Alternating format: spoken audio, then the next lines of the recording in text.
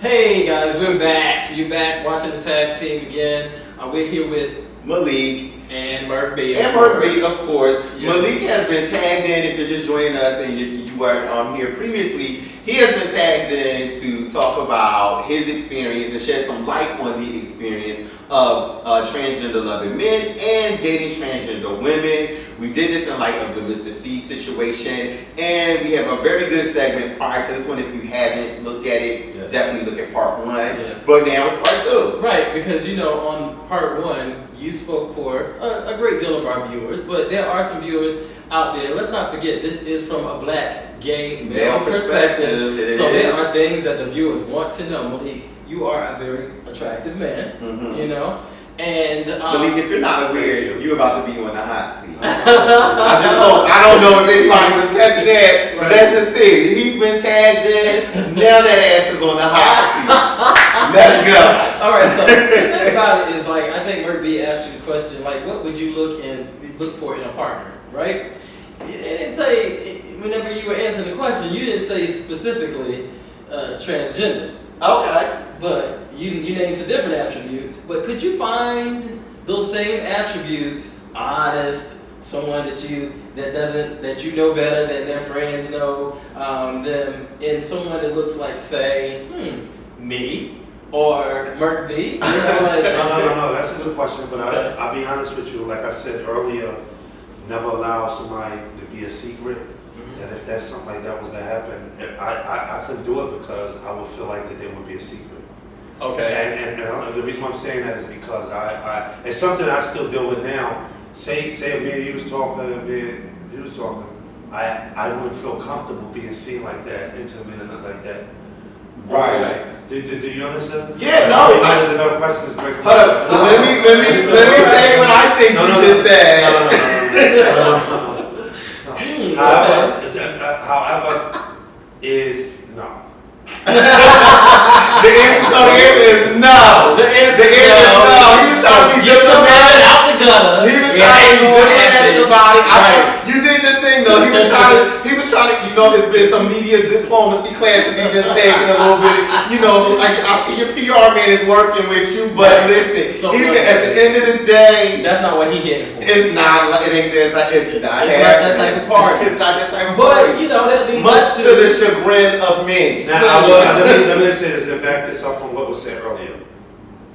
I didn't say it yesterday, but it's what we're talking about now is that I accepted the title being gay, and I thought part of being gay, and I'm sure there's gonna be questions, gonna be comments on this. I thought there were things that once you admitted that or once you accepted that, there was just things that I just thought that, you know what I mean? You had to. I'll be honest with you, I tried to have a relationship with her. Oh. I did, and it actually Only to find out that you weren't gay. Right now is like my best friend. Right. And to this day, they think it was something was wrong with them. They just don't understand. It's like I'm not. But you're not attracted to gay. You're not attracted to gay men. You're not attracted to masculinity. No, right? I'm not. Okay, but you said earlier that you were bisexual, right? That you felt like that you identified more as a bisexual man. Right. But you're not totally attracted to women, and you're not totally attracted to men at the same time. Okay. I'm more attracted right to the femininity. Right. Yeah. Right. Yes. Okay. But so, would you be offended if what? would you be offended if a gay man approached you? No. I think anybody. It could be somebody that. I think anytime somebody says they like you, and compliment. You know what I mean? Especially, I'm getting up in age now, so anytime I get a compliment, however, it's just I'll get offended even if it was a female doing it, if it was the way you approach me and you do it a certain way. You know what I mean? Anybody can feel uncomfortable in any situations, and sometimes that's what happens, like when you go gay bars and stuff like that. Right. You understand what I'm saying? Okay, so you go to gay bars. Yeah. Okay. And see, that's another thing too. And what I said is, I've accepted that, and so when I accepted that, I've surrounded myself with that. After a while, that's all I knew. And when I'm saying when it comes time to hang out, now when I go out to the straight clubs and all that, I actually have a better time, but I don't know nobody. Right. So if I'm going somewhere now and I want to go mingle and I want to have conversation with friends I know, come out in this community. Right. So it's kind of awkward. Like, you know, it's like that's why I was saying yesterday that I never felt like I belong. I never felt like it was somebody that I could relate to. Mm-hmm. And you know what I mean? I could be around the most realest looking people, this and that, you know, look real, you know what I mean? Right. But we have a conversation like, yo, you don't even understand. We ain't on the same level. No, I can't write. That happens to me every day. Okay. Every day. So you don't feel like when you go to the gay bars and the gay clubs and gay events that it's a little misleading because you may give the impression that you're available to gay men? No. I agree with you, and that's why I chill. Put it like this: I know when somebody likes me, and I know how to avoid somebody likes me. But if you go in a club and something like that happens, you know you put yourself in a situation. You understand? So when I go in there, do I allow it a little more? As long as they don't just get a little disrespectful. People, you can't stop somebody from looking at you. Right. You know? But you can stop somebody from being this close to you and doing it. Right. I don't like all that. I know that. I get it. So it gets to a point like, God damn, like it was flattering at first. It was flattering at first. You didn't know that. That is irking. Yeah. That is irking. Okay, so if I'm sorry to keep on hammering you with this, but we need to know. I need to know if I'm, and I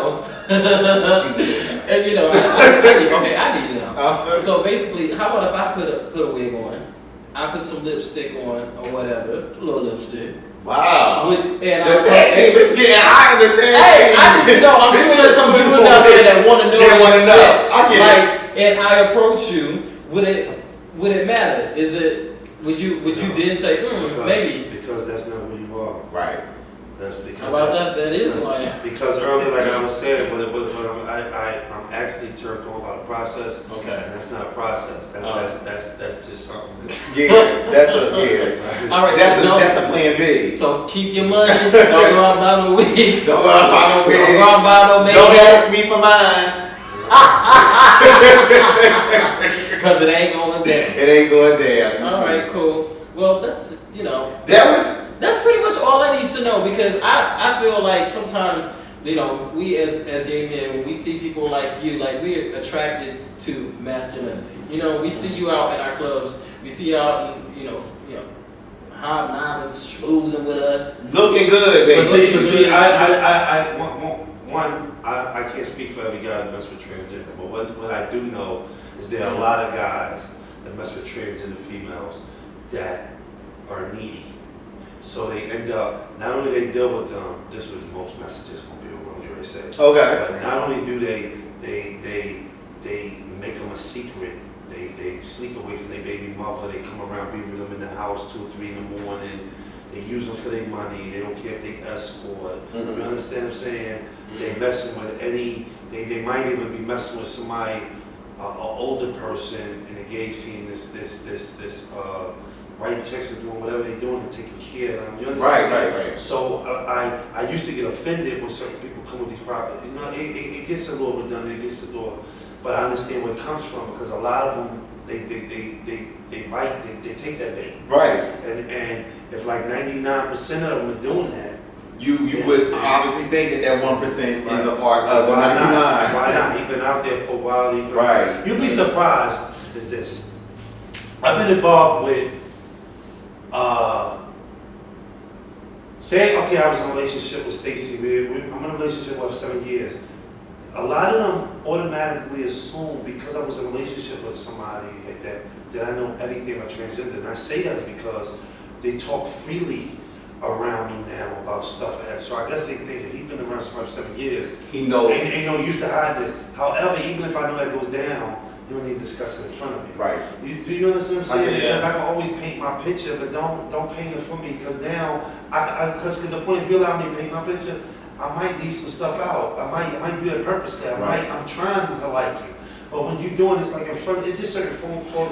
Well, I'll tell you this. I think a lot of that comes from Malik is the fact that you are, and from what I understand, being out in the scene for a long time, your relationship with Stacy was pretty much unique amongst the transgender community. So a lot of those girls may have never ever been in a situation that was being done, I guess you could say, healthily, quote unquote, right. So they may not know that, and they may think that in your personal relationship and your time, with your partner, that, it was, they assume that certain things because of that.